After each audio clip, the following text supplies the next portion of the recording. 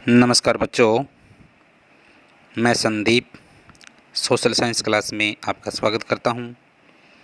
8th class का history का जो हमने नया चैप्टर की शुरुआत की है, जब जनता बगावत करती है, 1857 और उसके बाद। आज हम जो है अभ्यास के प्रश्न है उसको रीड करेंगे। हमारा पहला प्रश्न है, झांसी की रानी लक्ष्मीबाई की अंग्रेज़ों से ऐसी क्या मांग थी जिसे अंग्रेज़ों ने ठुकरा दिया। यानी जो झांसी की रानी थी महारानी लक्ष्मीबाई, उन्होंने जो है अंग्रेज़ों से मांग की थी और उस मांग को अंग्रेज़ों ने ठुकरा दिया। तो इस प्रश्न में हम जानेंगे कि ऐसी कौन सी मांग थी जिसको अंग्रेज़ों ने ठुकरा दिया। झांसी की रानी लक्ष्मीबाई चाहती थी कि अंग्रेज़ उनके पति की मृत्यु के बाद उनके गोद लिए हुए पुत्र को झांसी के राजा मान ले, परंतु अंग्रेज़ों ने उनकी मांग ये ठुकरा दी। रानी जो लक्ष्मीबाई है, झांसी की रानी, उन्होंने जो है अंग्रेज़ों से डिमांड की थी, मांग की थी कि उनके पति की मृत्यु के बाद उसके गोद लिए हुए पुत्र को झांसी का राजा मान ले, परंतु अंग्रेज़ों ने उनकी मांग वो ठुकरा दी थी। नेक्स्ट प्रश्न है हमारा, ईसाई धर्म अपनाने वालों के हितों की रक्षा के लिए अंग्रेज़ों ने क्या किया। जिन लोगों ने ईसाई धर्म को अपना लिया था, उनके हितों की रक्षा करने के लिए अंग्रेज़ों ने क्या किया था। ईसाई धर्म को अपनाने वालों के हितों की रक्षा करने के लिए अंग्रेज़ों ने 1850 में एक नया कानून बनाया था। यानी जिन लोगों ने ईसाई धर्म को अपना लिया था, उनकी रक्षा करने के लिए, उनके हितों की रक्षा करने के लिए अंग्रेज़ों ने 1850 में एक नया कानून है वो बनाया था, जिससे ईसाई धर्म अपनाना आसान हो गया। इस कानून के अनुसार यदि कोई भारतीय ईसाई धर्म अपना लेता था तो उनके पूर्वजों की संपत्ति पर उनका अधिकार है वो बना रहता था। अंग्रेज़ों ने जो है एक ऐसा कानून बना दिया जिसके अनुसार यदि कोई भारतीय है वो ईसाई धर्म को अपना लेता था तो उनके पूर्वजों की जो संपत्ति होती थी, जो ज़मीन जायदाद होती थी, उनके ऊपर उनका अधिकार है वो बना रहता था भारतीयों का। नेक्स्ट प्रश्न है हमारा, सिपाहियों को नए कारतूस पर क्यों ऐतराज़ था। सिपाहियों को ऐसा लगता था कि नए कारतूस पर गाय तथा सूअर की चर्बी का लेप लगा हुआ है। सिपाहियों को ऐसा लगता था कि जो नए कारतूस है उनके ऊपर गाय और सूअर की चर्बी का लेप लगा है।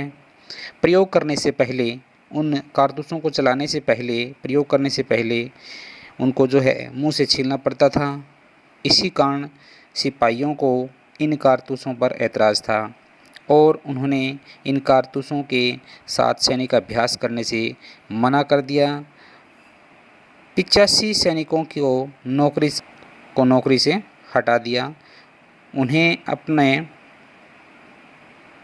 अधिकारियों का आदेश न मानने के आरोप में 10-10 वर्ष की सज़ा भी सुनाई थी।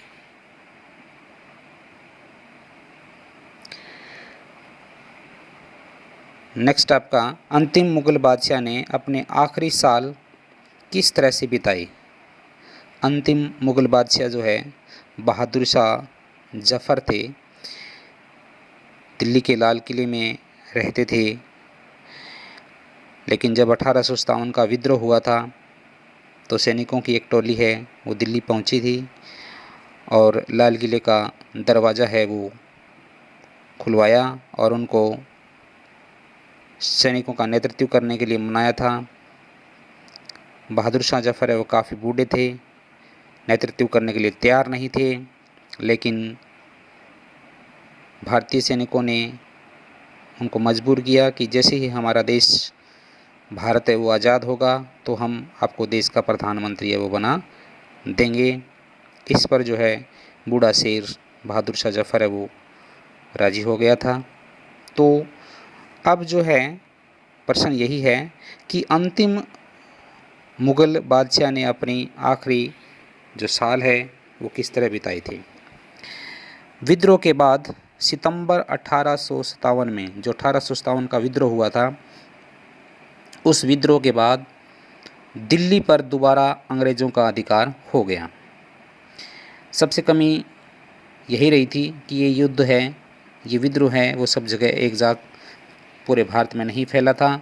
इसके कारण जो है अंग्रेज़ों ने जहाँ जहाँ फैला वहाँ वहाँ इसको दबा दिया था।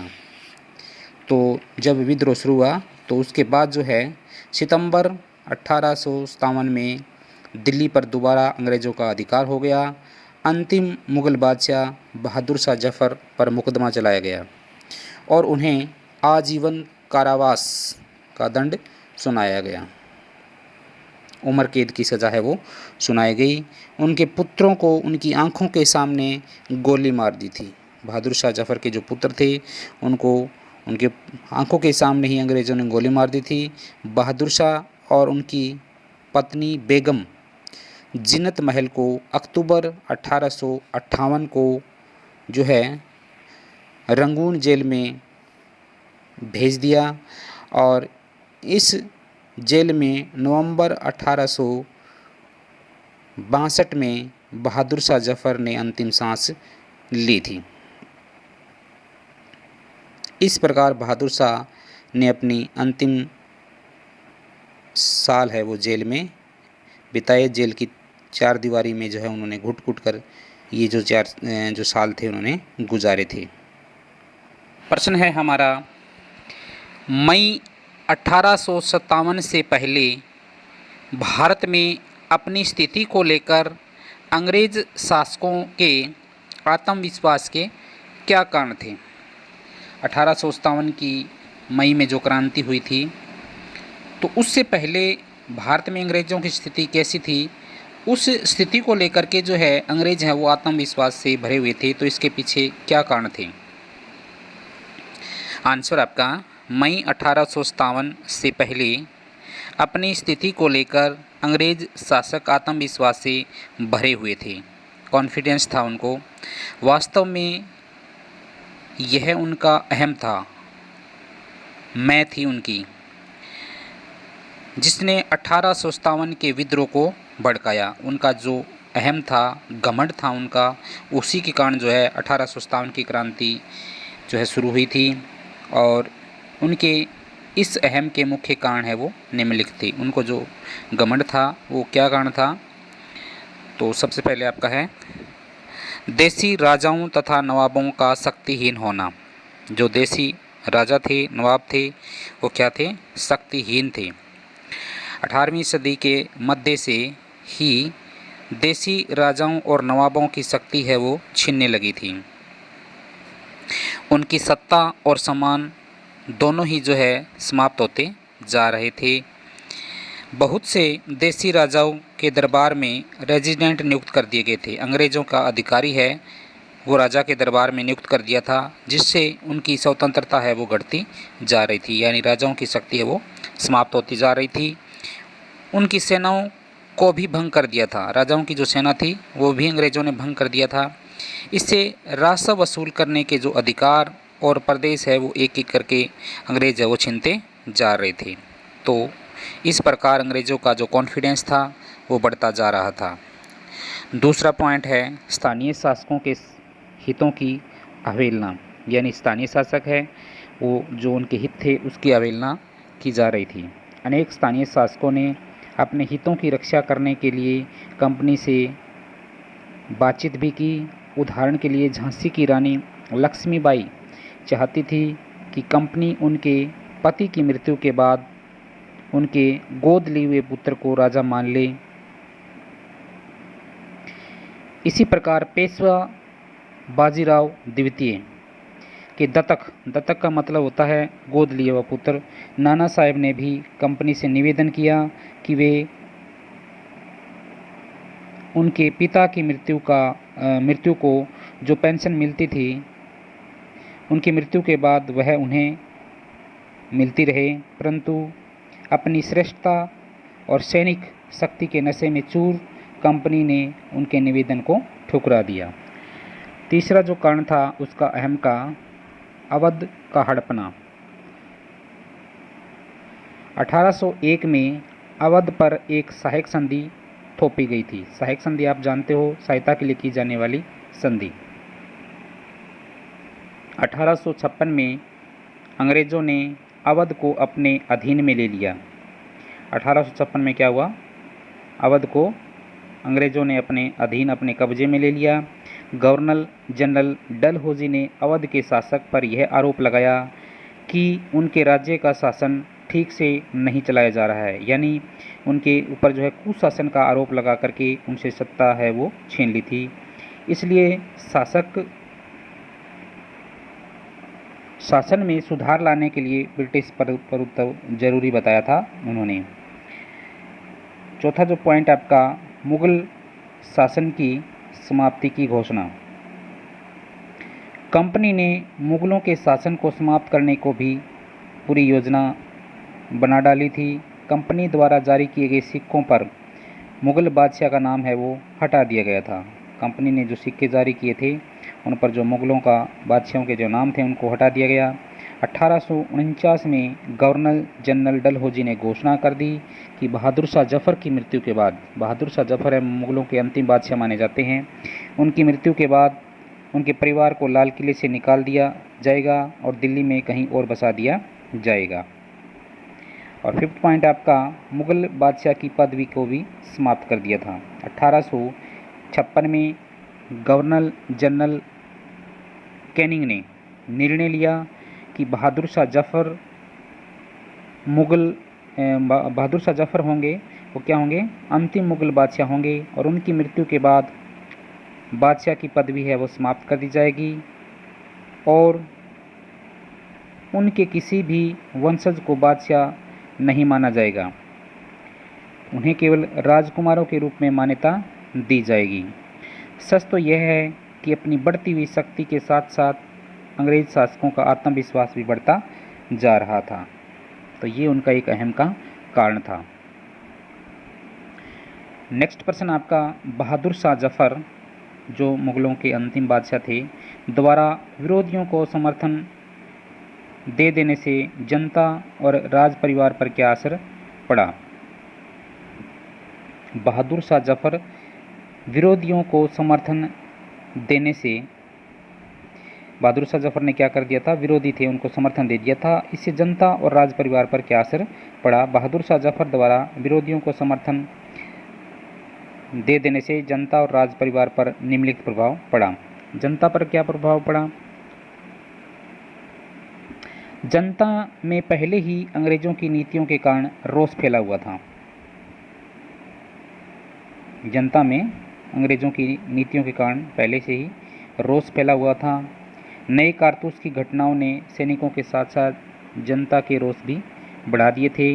अंग्रेजों को लगता था कि नए कारतूस के कारण पैदा हुई उथला पुथली कुछ समय में शांत हो जाएगी, परंतु जब बहादुर शाह जफ़र ने विरोधियों को अपना समर्थन दे दिया तो स्थिति थी वो रातों रात बदल गई, जो पोजीशन थी वो रातों रात बदल गई। प्राय ऐसा होता है कि जब लोगों को कोई रास्ता दिखाई देने लगता है तो उनका उत्साह और साहस है वो बढ़ जाता है, इससे उन्हें आगे बढ़ने के लिए आत्मबल मिलता है। और यही हुआ, समाचार फैला कि स्थान स्थान पर जो है विद्रोह होने लगे। यही समाचार फैलते ही स्थान स्थान पर क्या होने लगा? विद्रोह होने लगा। इन्हें कुचलने के लिए अंग्रेज़ों को अगले 2 साल तक जो है संघर्ष करना पड़ा था। राज परिवार पर क्या प्रभाव पड़ा? राज परिवार पर जो है अंग्रेज़ों से पहले देश के एक बहुत बड़े भाग पर मुगलों का शासन था। अधिकतर शासक जो थे वो क्या थे? अधिकतर छोटे शासक और रजवाड़े मुगल बादशाह के नाम से ही अपने जो है अपने अपने प्रदेश पर शासन चलाते थे। अब वे ब्रिटिश शासन के विस्तार से भयभीत थे, डरे हुए थे। वे सोचते थे कि यदि मुग़ल बादशाह दोबारा शासन स्थापित कर लेता है तो मुग़ल आधिपत्य में दोबारा अपने प्रदेश पर वो शासन निश्चित होकर चलाने लगेंगे। अतः वे भी विद्रोह के समर्थन में आ गए थे। नेक्स्ट प्रश्न है हमारा, अवध के बागी भूस्वामियों से समर्पण करवाने के लिए अंग्रेज़ों ने क्या किया? अवध के जो बागी भूस्वामी थे उनसे आत्मसमर्पण सरेंडर करवाने के लिए अंग्रेज़ों ने क्या किया? अवध के बागी भूस्वामियों से समर्पण करवाने के लिए अंग्रेज़ों ने वफादार रहने वाले भूस्वामियों के लिए इनाम की घोषणा कर दी। यानी जो 1857 की क्रांति थी उसके बाद बहुत से भूस्वामी थे वो अंग्रेज़ों के विरुद्ध हो गए थे और उन्हें मनाने के लिए, उनको समर्पण करवाने के लिए अंग्रेज़ों ने क्या क्या कदम उठाया था। प्रश्न यही है आपका। तो अवध के बागी भूस्वामियों से समर्पण करवाने के लिए अंग्रेज़ों ने जो वफादार रहने वाले भूस्वामियों के लिए इनामों की घोषणा करवा दी। जिन भूस्वामियों ने विद्रोह में भाग लिया था, जो 1857 की क्रांति हुई और उस क्रांति में जिन भूस्वामियों ने भाग लिया था उनसे आत्मसमर्पण कर देने की अपील की गई। ऐसा कर देने की स्थिति में उन्हें विश्वास दिलाया गया कि जो अपने आप को आत्मसमर्पण कर देगा, अंग्रेज़ों के हवाले कर देगा, उनको विश्वास दिलाया कि उनकी ज़मीन पर उनका अधिकार है वो बना रहेगा। यदि उन्होंने किसी अंग्रेज़ अधिकारी की हत्या नहीं की होगी तो वे सुरक्षित रहेंगे। परंतु कुछ भूस्वामियों पर मुकदमा भी चलाया गया था। नेक्स्ट प्रश्न आपका, 1857 की बगावत के फलस्वरूप अंग्रेज़ों ने अपनी नीतियां किस तरह बदली?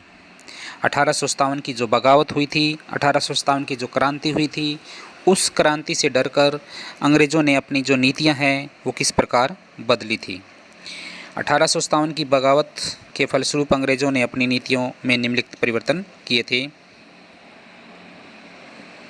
भारत का शासन है वो ब्रिटेन के अधीन, यानी भारत पर पहले कंपनी का शासन था और 1857 की क्रांति के बाद वो सीधा ब्रिटेन के हाथों में चला गया था। ब्रिटिश संसद ने 1858 में एक नया कानून पारित कर दिया जिसके अनुसार ईस्ट इंडिया कंपनी के सभी अधिकार वो ब्रिटिश सम्राट को सौंप दिए गए। यानी ईस्ट इंडिया कंपनी के पास जितने भी अधिकार थे वो ब्रिटिश सम्राट के पास वो चले गए, ताकि भारतीय मामलों से बेहतर ढंग से निपटा जा सके। ब्रिटिश मंत्रिमंडल के एक सदस्य को भारत मंत्री के रूप में नियुक्त कर दिया गया। ब्रिटिश मंत्रिमंडल के जो सदस्य थे उनमें से एक सदस्य को भारत मंत्री के रूप में नियुक्त कर दिया गया।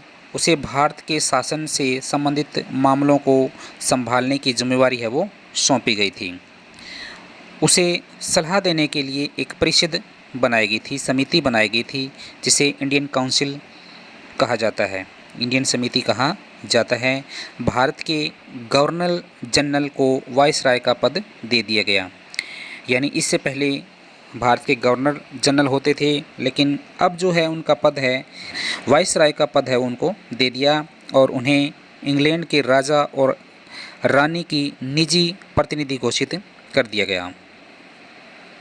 इस प्रकार ब्रिटिश सरकार ने भारत के शासन की जिम्मेवारी सीधे अपने हाथ में ले ली थी। दूसरा जो पॉइंट है आपका, भारतीय शासकों को रियायतें। रियायत का मतलब होती है छूट। देश के सभी शासकों को भरोसा दिलाया कि भविष्य में कभी भी उनके साथ भू क्षेत्र पर अधिकार नहीं किया जाएगा।